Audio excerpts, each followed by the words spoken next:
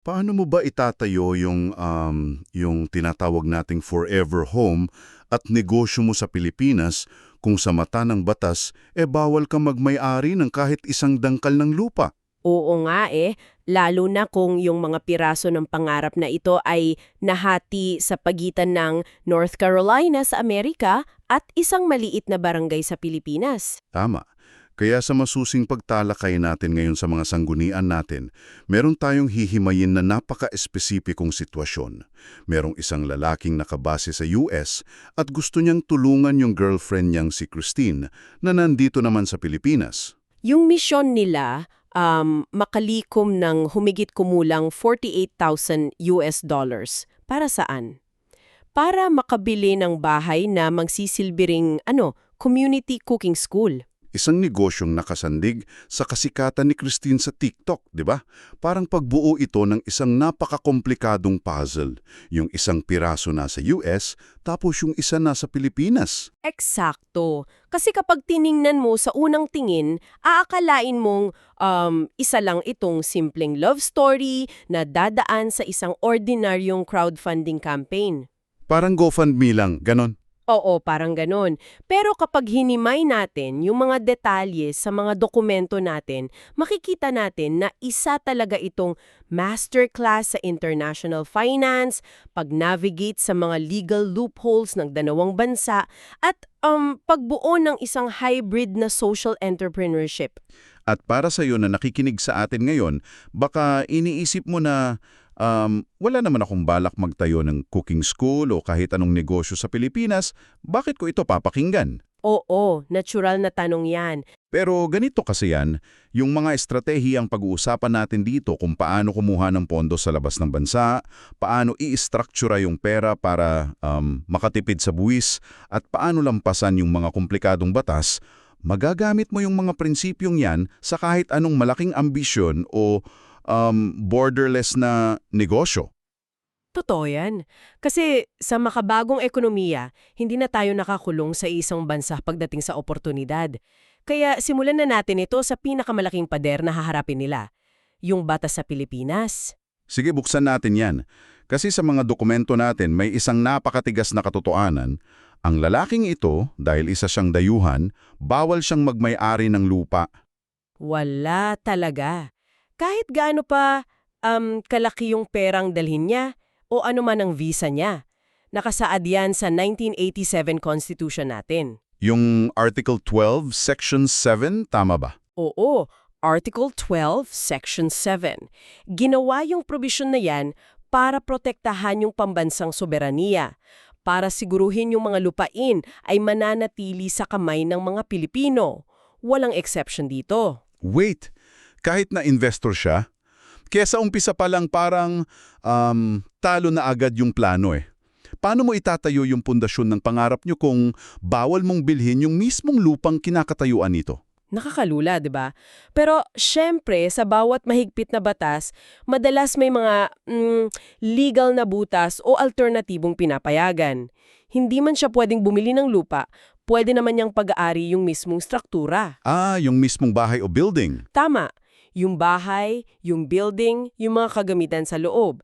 Tapos para dun sa lupa, nandyan yung tinatawag na Investors Lease Act. Paano gumagana yan? Uupa lang sila. Oo, pinapayagan nito yung mga dayuhang mamumuhunan na umupa ng lupa ng pangmatagalan hanggang 50 taon niya na pwedeng i-renew ng panibagong 25 taon. Wow, bale aabot ng halos 75 taon? Oo, hanggang 99 na taon pa nga sa kabuuan sa ilalim ng ilang kondisyon. Sa mundo ng negosyo, yung ganyang katagal na lease ay practical na ring katumbas ng pagmamay-ari sa isang henerasyon. Okay. Naintindihan ko na yung sa lupa. Uupa sila ng pangmatagalan. Pero teka, paano naman yung mismong negosyo? Yung operasyon nung cooking school. Hindi naman pwedeng basta magbenta na lang siya ng walang legal na kumpanya. Kailangan nilang magtayo ng Philippine Corporation at dito papasok yung isa pang limitasyon.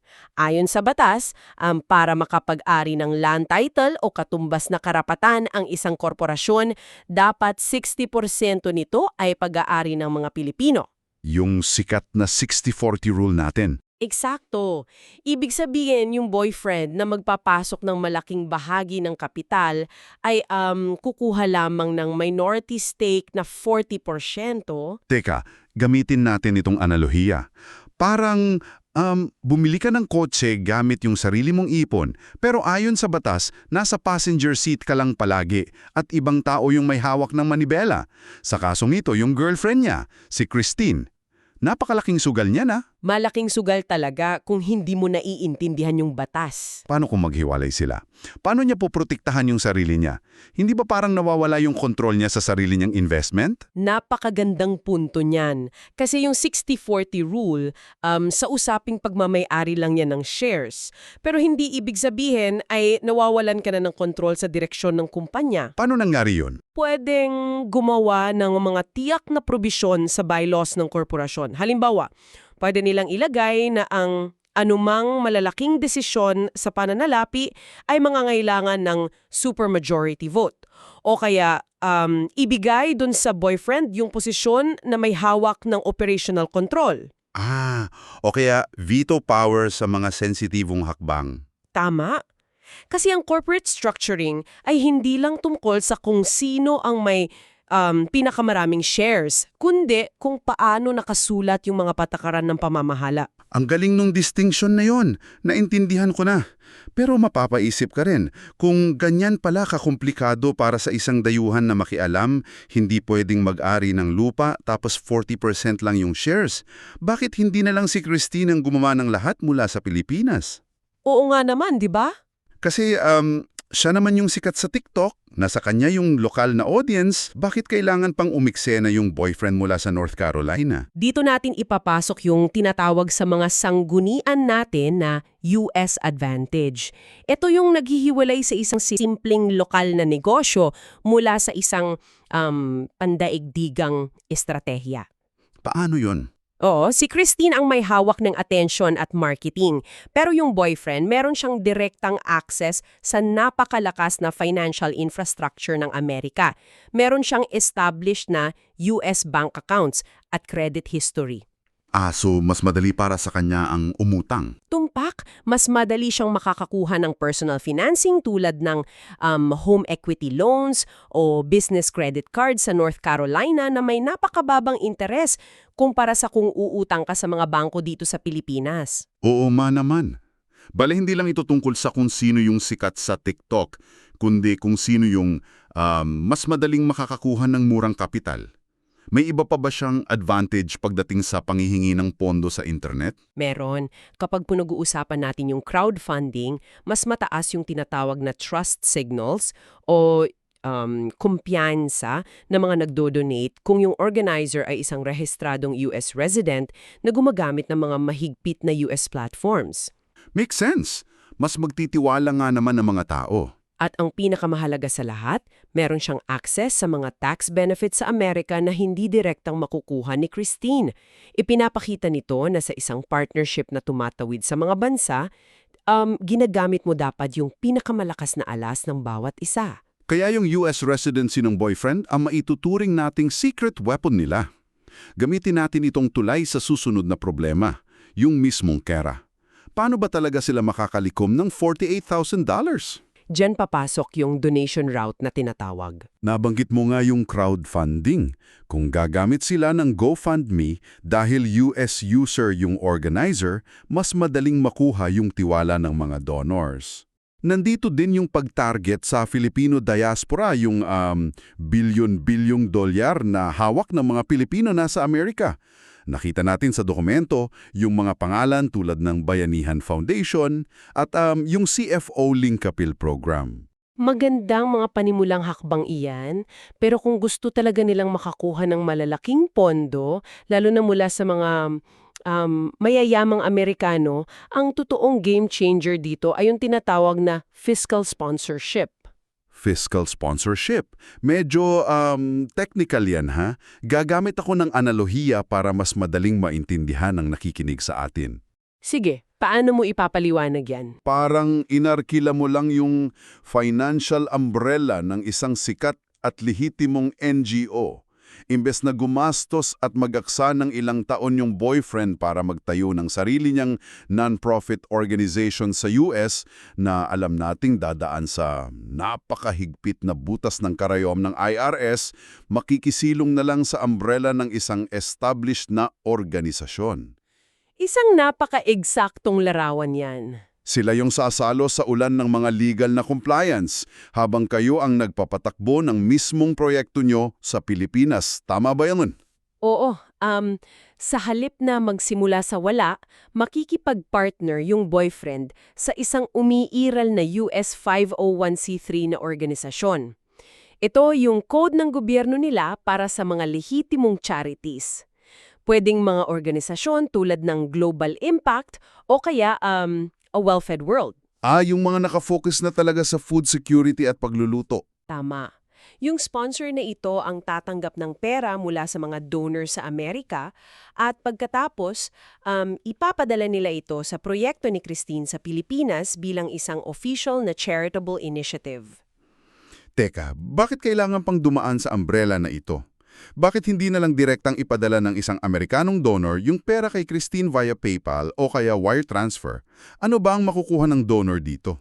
Diyan nagaganap yung mahika ng buwis. Kapag dumaan yung pera sa isang US 501c3 sponsor, yung mga American donors ay agad na nakakakuha ng tax deductions. Oh, wow. Tax deductions. Gaano kalaki yan? Para mas maintindihan natin, pag-usapan natin yung AGI o Adjusted Gross Income.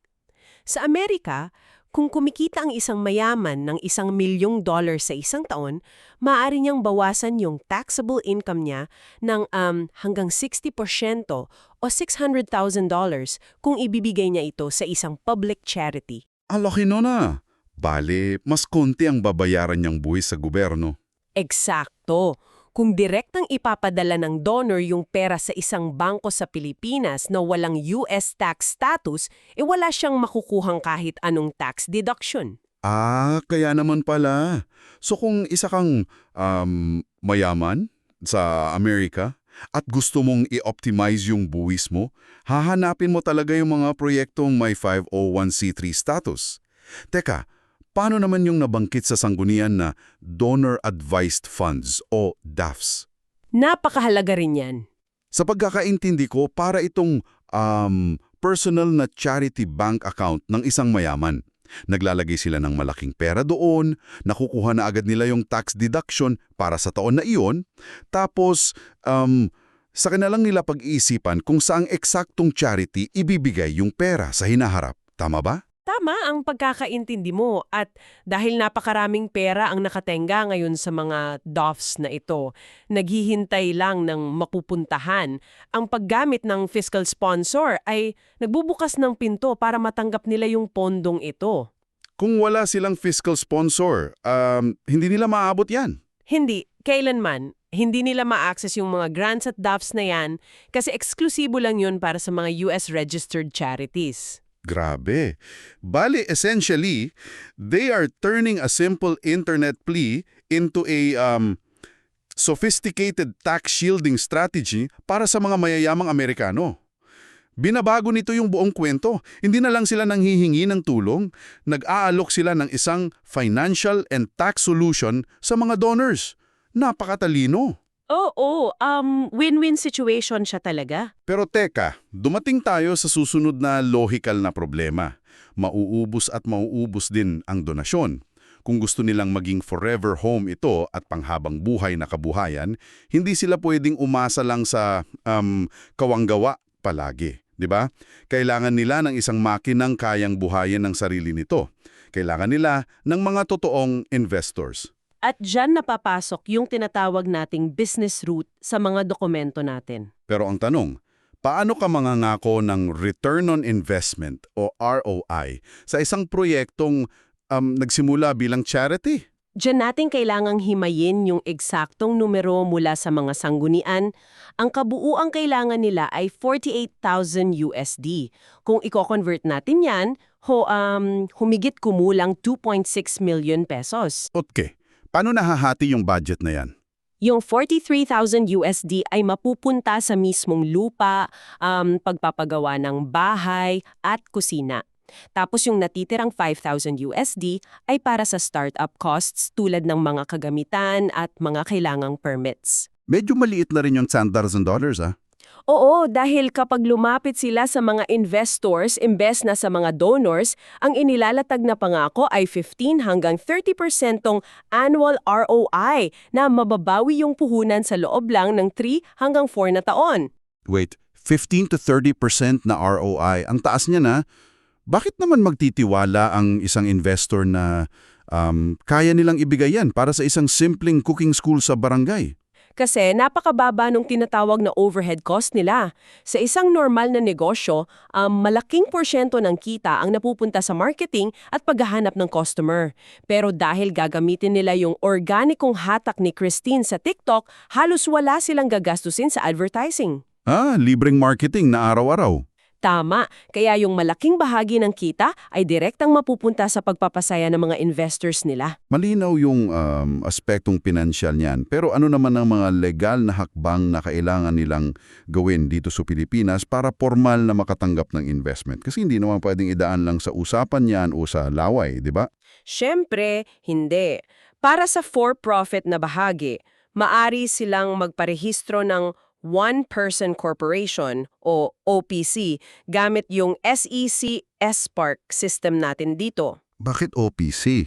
Ang OPC kasi nagbibigay ng flexibility sa nagtatag nito na panatilihin yung control habang pinapayag yung negosyo na mag-ari ng mga assets at pumasok sa mga kontrata.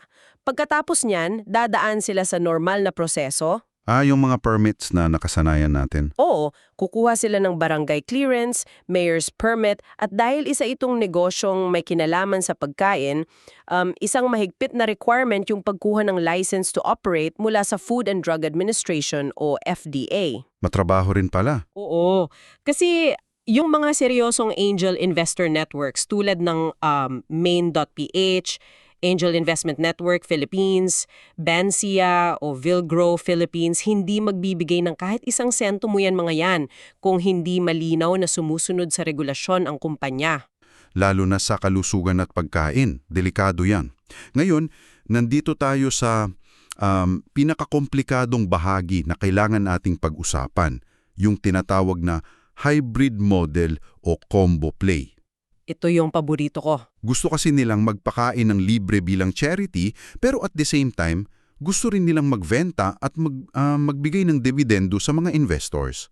Paano mo paghihiwalayin ang perang galing sa kawanggawa at ang perang pangnegosyo nang hindi ka nakakasuhan ng BIR at SEC?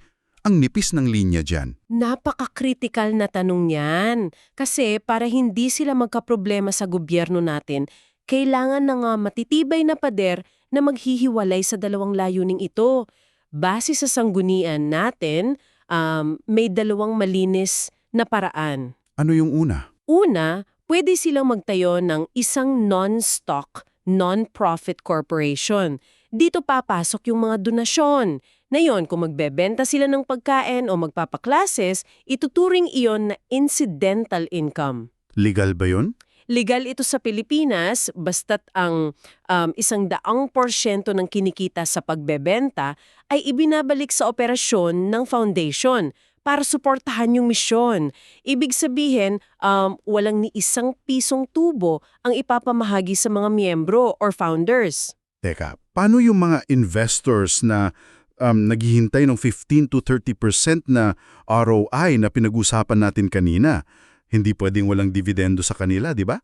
Aatras sila. Eksakto.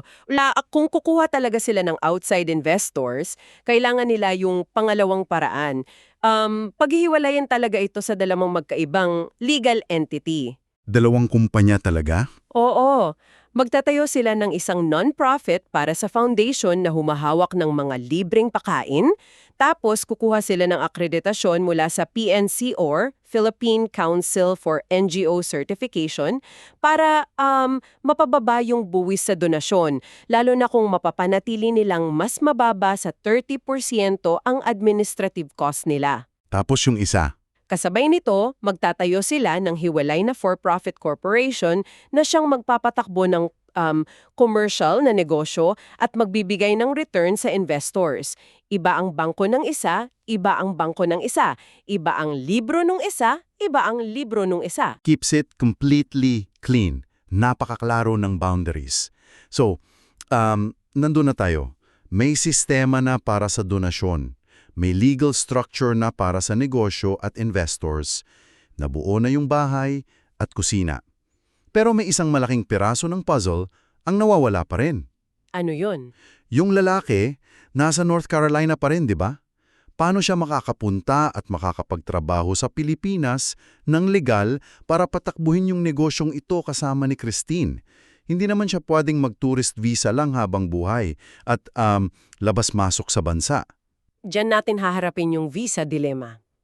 Ang pinakamagandang opsyon para sa isang dayuhang nagtatayo ng negosyo dito ay yung SIRV o Special Investor Resident Visa. Ano ba ang benepisyo nito? Nagbibigay ito sa kanya ng karapatang manirahan sa Pilipinas ng walang taning o indefinite residency.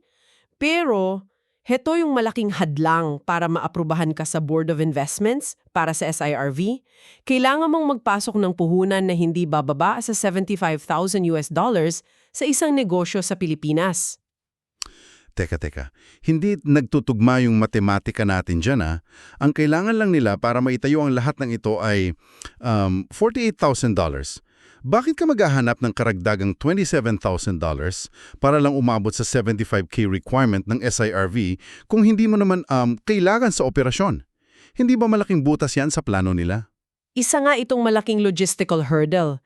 Pero may mga estratehiya na nakalatag sa mga dokumento natin para lampasan ito. Paano nila aayusin na? Una, pwede nilang scale up o palawakin agad yung vision ng negosyo. Imbes na simpleng cooking school lang, baka kailangan nilang isama yung isang malaking commissary o e-commerce branch sa pitch nila sa mga angel investors para makatatarungang humingi ng kabuang $75,000 na kapital.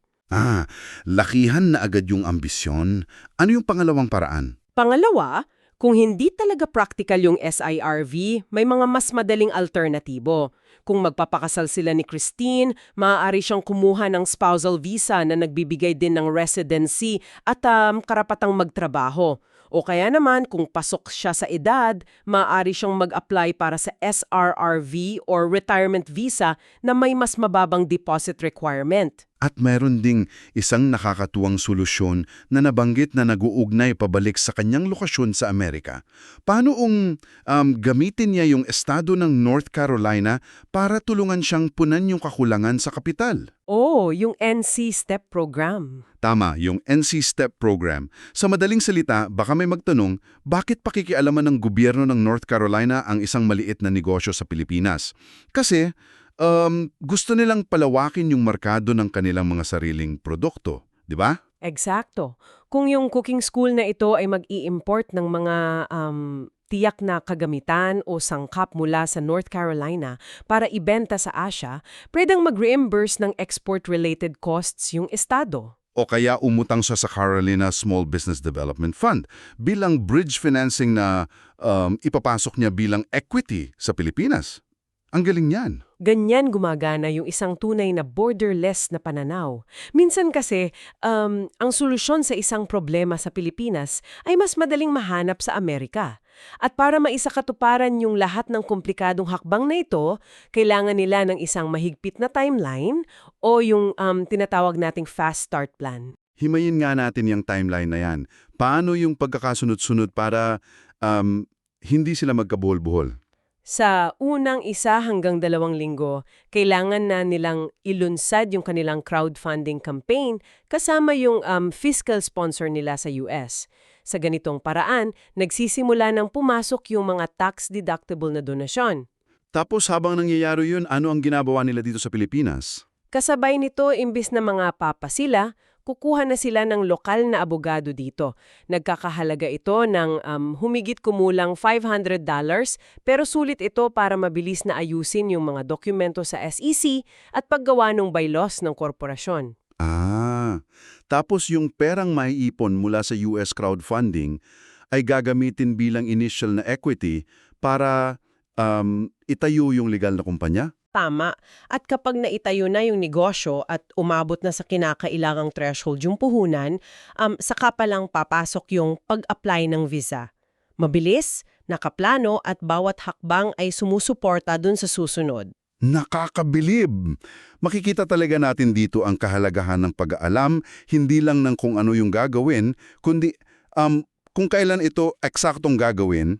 Pinagsama nila yung organikong lakas ng social media, yung luwag at benepisyo ng batas sa buwis sa Amerika, at yung potensyal ng isang lokal na negosyo sa Pilipinas para lumikha ng isang sistemang sustainable. Oo, napakahusay ng pagkakabuo ng plano na ito. Kaya para sa iyo na nakasama natin sa masusing pagtalakay na ito, i-recap natin ng bahagya yung kabuuan ng napag-aralan natin. Nalaman natin na hindi pa lahad lang ang pagbabawal sa pag-aari ng lupa kung naiintindihan mo yung konsepto ng long-term leases at tamang corporate structures. Tama, na kahit bilang minority shareholder ay pwede mo pa ring protektahan yung kontrol mo. Oo.